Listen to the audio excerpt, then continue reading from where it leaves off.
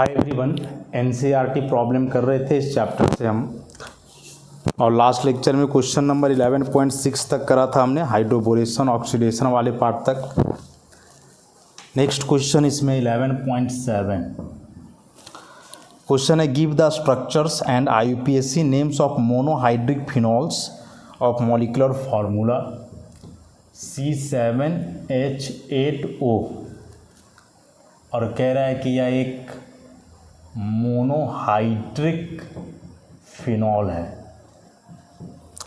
अब इसके लिए जितने आइसोमर बनेंगे उन सब का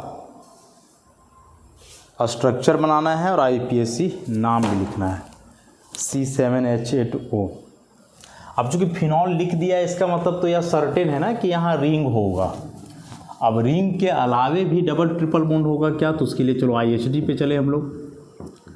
कार्बन 7 है, वैलेंसी 4 -2, हाइड्रोजन 8 है, वैलेंसी 1 -2, ऑक्सीजन 1 है, वैलेंसी 2 -2, डिवाइडेड बाई 2 + 1, ये हो जाएगा 7 दूना 14 -8 + 0 बाई 2 + 1, तो यह आ जाएगा 6/2 + 1 तो 4। अब IHD 4 आने का मतलब होता है कि 4 double bond, 3 double bond plus 1 ring, तो 3 डबल बॉन्ड प्लस 1 रिंग बने बेंजीन। IHD 4 आए तो ज़्यादा पॉसिबिलिटी बेंजीन का है, 1 रिंग के लिए और 3 डबल बॉन्ड के लिए। तो चलो उसके अलावे, मतलब ये तो कंफर्म था फिनॉल है तो बेंजीन होगा, लेकिन हम लोग पता कर रहे थे उसके अलावे साइड चेन में भी डबल बॉन्ड वगैरह है क्या, तो नहीं है। IHD 4 आया मतलब वह बेंजीन में ही पूरा हो जा रहा है, तो साइड चेन में कुछ भी नहीं है। अब ऐसे भी 7 ही कार्बन है, तो फिर साइड चेन में क्या डबल बॉन्ड होना है, क्या स्ट्रक्चर बनेगा इसका।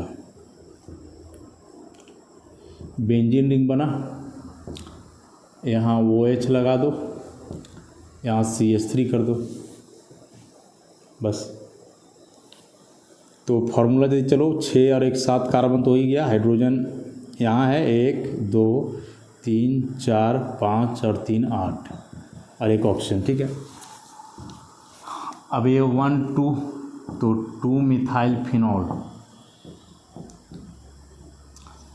ऑर्थोक्रेसॉल, इसी में चेंज करते जाओ, मेटा पे कर दो 3 OH 1 2 3, तो 3 मिथाइल फिनॉल मेटाक्रेसॉल, और उसी प्रकार से इसको नीचे कर दो पारा पे, यहाँ तो 1 2 3 4 मिथाइल फिनॉल मतलब पाराक्रेसॉल, यही 3 बनेगा। मोनोहाइड्रिक फिनॉल ही बनाना था ना, यही बनेगा। एक ऐसे बनाया जा सकता है बेंजाइल अल्कोहल, लेकिन फिर ये फिनॉल कहाँ रहेगा, फिर ये फिनॉल नहीं रह जाएगा। और हाइड्रोजन पूरा हो रहा है क्या इसमें, कार्बन तो ठीक है, हाइड्रोजन 2 1 3 4 5 6 7 8 ठीक है, लेकिन ये बेंजाइल अल्कोहल फिनॉल की कैटेगरी में नहीं आता है, तो बेसिकली ये 3 ही बनाना था इसके लिए। 2 methyl phenol, 3 methyl phenol, 4 methyl phenol, मैंने ऑर्थो मेटा पाराक्रेसॉल, एक बेंजाइल अल्कोहल, वो नहीं चले। फिनॉल बनाना है मतलब कि OH डायरेक्ट बेंजीन में होना चाहिए, बस यही था इसमें। 11.7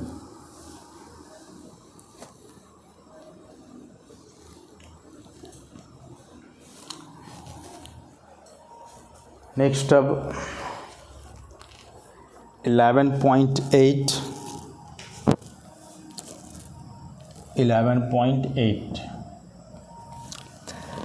कह रहा, वाइल सेपरेटिंग या mixture of ortho and para nitrophenols by steam distillation name the isomer which will be steam volatile, give reason. 2 दिया हुआ है, ऑर्थो नाइट्रोफिनॉल और दूसरा है पारा नाइट्रोफिनॉल। कह रहा है कि दोनों का जब स्टीम डिस्टिलेशन करेगा तो कौन सा आइसोमर इसमें वोलाटाइल होगा, और कारण बताना है क्यों होगा। तो ये तो चैप्टर पढ़ते समय हम लोग देखे थे।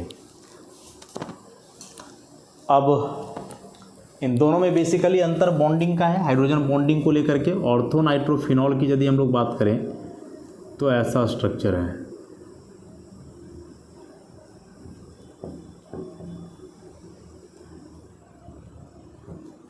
ए ortho nitrophenol,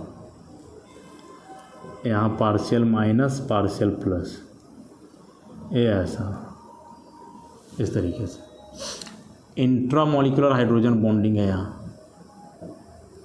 intramolecular hydrogen bonding. Ring का फॉर्मेशन हो रहा है, चिलेशन हो रहा है यहाँ। वही पारा नाइट्रोफिनॉल की बात करें हम लोग तो पारा नाइट्रोफिनॉल में कुछ ऐसा होता है, ऐसा OH और पारा पे है नाइट्रो।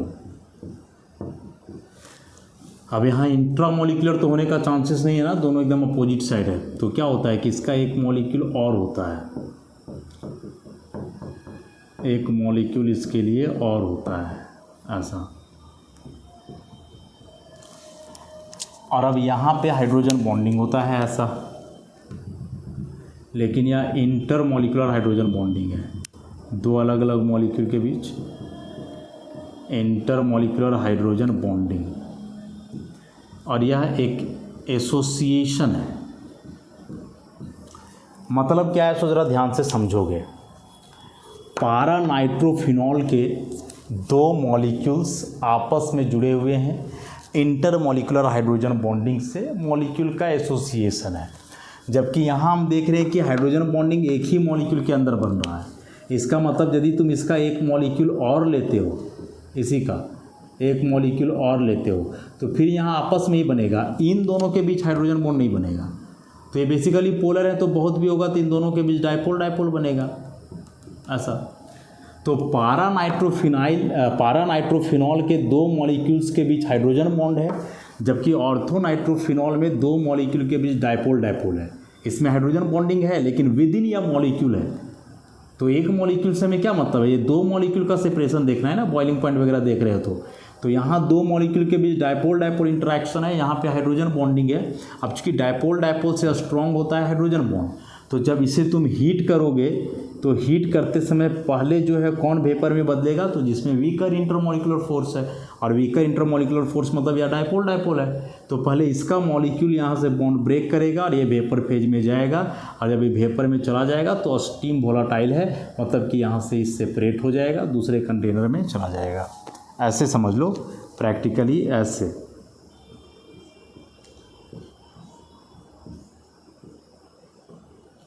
प्रैक्टिकली समझ लो कि रिएक्शन ऐसे हो रहा है। इसमें दोनों भरा हुआ है, ऑर्थो प्लस पारा नाइट्रोफिनॉल, ठीक है। इसको हीट किए। अब ऑर्थो नाइट्रोफिनॉल के मॉलिक्यूल्स आपस में डायपोल डायपोल से हैं और पारा के मॉलिक्यूल आपस में हाइड्रोजन बॉन्ड से है। हीट करोगे तो इसके मॉलिक्यूल के बीच कमज़ोर फोर्स है, ब्रेक करेगा, और ब्रेक करेगा तो ई वाला मॉलिक्यूल वेपर में बदलेगा, और ई वाला जो पाइप लगा हुआ रहता है इसके माध्यम से इधर दूसरे बर्तन में जाएगा। तो इस तरह से सारा ऑर्थो का मॉलिक्यूल पहले वेपर बन के इधर चला जाएगा, इसमें केवल पारा का बचेगा, क्योंकि पारा वाला मॉलिक्यूल तो पहले टूटेगा नहीं ऐसा। तो पारा वाला अलग हो जाएगा, ऑर्थो वाला यहाँ वेपर बन करके अलग चला जाएगा। तो इन दोनों में ऑर्थो नाइट्रोफिनॉल जो है स्टीम वोलाटाइल है, स्टीम डिस्टिलेशन से इसको सेपरेट कर सकते हैं, मैंने इसका बॉइलिंग पॉइंट भी कम होगा, और पारा वाले का यहाँ जो बॉइलिंग पॉइंट है वो ज़्यादा होगा। अब बात है कि इसे लिखोगे कैसे लैंग्वेज के फॉर्म में।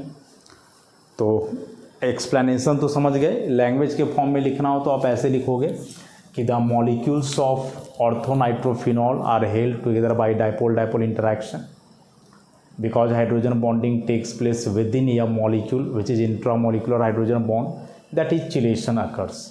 On the other hand, the molecules of paranitrophenol are held together by intermolecular hydrogen bond, that is association occurs. Since the molecules of orthonitrophenol are held together by weaker intermolecular force as compared to those of paranitrophenol, that's why orthonitrophenol is a steam volatile and it can be separated easily by a steam distillation from paranitrophenol. इतना बात लिख दोगे। इसी question को उल्टा भी पूछ सकता था कि out of ortho and paranitrophenols which has lower boiling point या which has higher boiling point and why. Same explanation होता उसका भी। और नहीं पता चला तो स्टेटमेंट एक बार देख लोगे, नोट्स में लिखा हुआ है।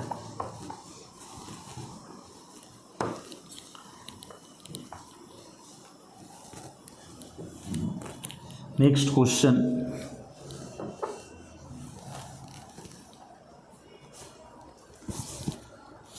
नेक्स्ट क्वेश्चन इसका 11.8 तो हमने कर लिया। 11.9, give the equations of reactions for preparation of phenol from cumene. Phenol बनाना है क्यूमीन से, इसके लिए रिएक्शन लिखना है, इक्वेशन कि कैसे फिनॉल कन्वर्ट होगा किस में, या फिनॉल कैसे बनेगा क्यूमीन से। क्यूमीन तो डायरेक्ट अवेलेबल है नहीं, पहले हम क्यूमीन का फॉर्मेशन करते हैं बेंजीन से। 3-4 स्टेप का है ना। स्टेप 1 में इसमें हम लोग क्या करते हैं कि सबसे पहले बेंजीन का फ्राइडल क्राफ्ट अल्काइलेशन करवाते हैं प्रोपीन के साथ, CH3 CH CH2। यहाँ शायद फॉस्फोरिक एसिड हम लोग लेते हैं, ये प्रोपीन है ऐसा। अब एक्चुअली होता क्या है ना कि यह जो एसिड लिए हैं इससे H+ आएगा, और ए वाला H+ पहले अल्कीन को प्रोटोनेट करेगा ऐसे, तो H+ जा कर के यहाँ जुड़ेगा, तो ये बन जाएगा कुछ इस तरह का CH3 CH CH3+, 2 degree carbocation type का बन जाएगा। यहाँ नहीं जुड़ेगा, नहीं तो 1 डिग्री बनेगा। अब जैसे इस कार्बन पे प्लस आएगा तो बेंजीन अपना पाई इलेक्ट्रॉन जो है इसकी तरफ देगा और बनेगा कुछ ऐसा, इस तरीके से कुछ बन जाएगा, ये ऐसा ऐसा, और यहाँ एक हाइड्रोजन और ये बीच वाला कार्बन से जुड़ेगा ऐसे, इस पर प्लस आ जाएगा तो रेजोनेंस स्टेबलाइज्ड होगा, आगे बढ़ते ही रहेगा। फिर इसका डीप्रोटोनेशन करवाओगे, इस बॉन्ड को यहाँ शिफ्ट करके वापस इसका एरोमेटिक कैरेक्टर को ये करोगे, तो फिर बीच में ऐसे बन जाएगा ऐसा, और यहाँ जुड़ गया CH CH3 CH3, isopropyl benzene जिसे हम क्यूमीन कहेंगे, आइसोप्रोपाइल बेंजीन जिसे हम क्यूमीन कहेंगे ऐसा। नेक्स्ट क्या होता था, उस क्यूमीन का जो है ऑक्सीडेशन होता था एयर के साथ, सेकेंड स्टेप में। स्टेप 2, एयर के साथ इसका ऑक्सीडेशन,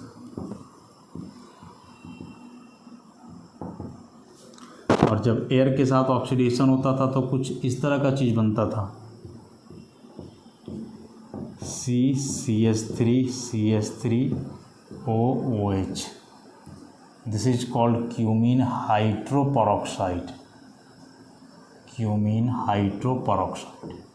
और इस क्यूमीन हाइड्रोपेरोक्साइड का फिर हम लोग क्या करते थे, हाइड्रोलाइसिस करते थे स्टेप 3 में।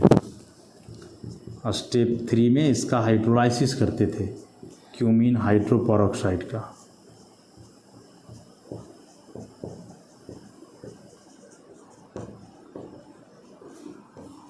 H+H2, तो हाइड्रोलाइसिस के दरमियान ये पूरा OH ग्रुप इधर और ये इधर, तो फॉर्मेशन फिनॉल का, और साथ ही साथ एसीटोन भी बनता था। 2 इम्पॉर्टेंट कंपाउंड एक रिएक्शन में एक साथ, माने कोई फालतू का चीज़ नहीं बन रहा है, क्योंकि मोस्ट ऑफ द रिएक्शन में होता है कि मेन प्रोडक्ट बनता है और उसके अलावा जो साइड प्रोडक्ट्स होते हैं वे तो बेकार के ही होते हैं, किसी यूज लाइक होते नहीं हैं। लेकिन यह जो रिएक्शन है जिसमें फिनॉल का प्रिपरेशन क्यूमीन से होता है, इसमें दोनों के दोनों काफ़ी इंपॉर्टेंट है। फिनॉल और एसीटोन दोनों हम जान रहे हैं इंपॉर्टेंट, एसीटोन बड़ा इंपॉर्टेंट ऑर्गेनिक सॉल्वेंट है, रिएजेंट भी होता है कभी कभार, और फिनॉल के बारे में तो जान ही रहो, वर्साटाइल है फिनॉल, इसलिए ये काफ़ी इंपॉर्टेंट। इंडस्ट्रियली फिनॉल बनाना पसंद करते हैं लोग इस मेथड से, इसलिए ये इंपॉर्टेंट चीज़ है। नेक्स्ट है 11.10, ये तो डायरेक्ट मिल जाएगा सब नोट्स में। डायरेक्ट, लेकिन हाँ अभी साथ में हम लोग कर रहे हैं तो एक बार लिखते चल रहे हैं इसे।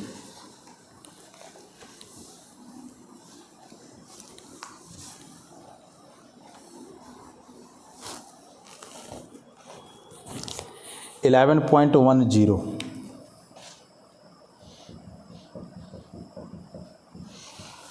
कह रहा है कि right chemical reaction for the preparation of phenol from chlorobenzene. वहाँ क्यूमीन से था और यहाँ फिनॉल बनाना है, फिनॉल फ्रॉम क्लोरोबेंजीन। क्लोरोबेंजीन से फिनॉल, याद करो कौन सा रिएक्शन है, डॉच प्रोसेस। क्लोरोबेंजीन से फिनॉल बनाना डॉच प्रोसेस, जो हमने हेलोइरीन चैप्टर में भी पढ़ा है, यहाँ भी। इक्वेशन केवल लिखना, स्टेटमेंट से मतलब है नहीं। तो क्या होता था, क्लोरोबेंजीन हम लोग लेते थे, एक्वस सॉल्यूशन ऑफ KOH से इसका reaction high temperature pressure 623 kelvin 300 ATM। तो फर्स्ट ऑफ ऑल यहाँ जा कर के वही जुड़ जाता था, KCl बाहर। लेकिन चूंकि फिनॉल एसिडिक नेचर का सब्सटेंस है, रिएक्शन बेसिक मीडियम में हो रहा है, तो यह फिनॉल फर्दर रिएक्ट कर जाता था ना अल्कली से। हाँ, तो डायरेक्ट फिनॉल वहाँ बन नहीं गया, बल्कि यह जो फिनॉल बना अगेन ये अल्कली से रिएक्शन करेगा। एसिड बेस रिएक्शन है, फिनॉल एसिड और ये बेस। तो एसिड बेस का रिएक्शन है, सॉल्ट वाटर का फॉर्मेशन होगा ऐसा, O-K plus H2O, salt water.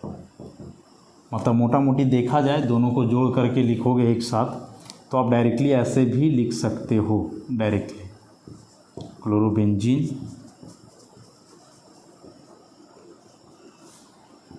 2 मोल KOH है, एक्वस 623 केल्विन 300 ATM। तो यहाँ बन रहा है फिनॉक्साइड सॉल्ट, O-K+, साइड में यहाँ लिख दोगे -KCl और -H2O। और अब इसका हम लोग करते थे एसिडिफिकेशन, डाइल्यूट HCl से, H+Cl- तो O- जाके H+ पर जुड़ गया, तो ये बन गया OH और यहाँ से KCl, ऑब्वियसली फिनॉल का फॉर्मेशन हो गया। इसी को हम लोग डॉच प्रोसेस कहते थे। ये डायरेक्ट कन्वर्सन भी आएगा ना, क्लोरोबेंजीन से फिनॉल, इसको फॉलो करोगे। और जैसा बुक में था कि क्लोरोबेंजीन से फिनॉल कैसे बनाओगे, इक्वेशन या रिएक्शन लिखो, तो ऐसे कंप्लीट आप दिखाओगे, डायरेक्टली नहीं। यार ये तो गलत है ना, ऐसे डायरेक्टली होता ही नहीं है। डायरेक्टली दिखाओगे तो ऐसे चलोगे, ये नहीं दिखाओगे दोनों तो चलेगा, इसको तुम याद रखोगे। लेकिन ये कैसे आया वही समझाने के लिए इसे हम बताएं कि फिनॉक्साइड कैसे बनता है, ठीक है। तो ये था क्लोरोबेंजीन से फिनॉल का प्रिपरेशन। नेक्स्ट भी ऐसा ही है कि right the mechanism of hydration of ethene to yield ethanol. Ethene से इथेनॉल बनाना है, उसके लिए मैकेनिज्म लिखना है। मैकेनिज्म का क्वेश्चन जनरली देता नहीं है 11th-12th में, लेकिन पूछ दिया है तो करना तो होगा हमें। 11.11 मैकेनिज्म लिखना है, mechanism of hydration of ethene to yield ethanol. रटने का ज़रूरत नहीं है, अभी एकदम आसान सा तरीका हम बताएंगे मैकेनिज्म लिखने का, कि कैसे हम मैकेनिज्म को लिखते हैं और कैसे अंदाज़ा लगाया जाता है। चूँकि पहले ही बताया कि मैकेनिज्म जो है हाइपोथेटिकल होता है, वे प्रपोज किए जाते हैं। मैकेनिज्म हाइपोथेटिकल है, मैकेनिज्म कोई रिएक्शन को वैसे होते देखता नहीं है कोई नहीं।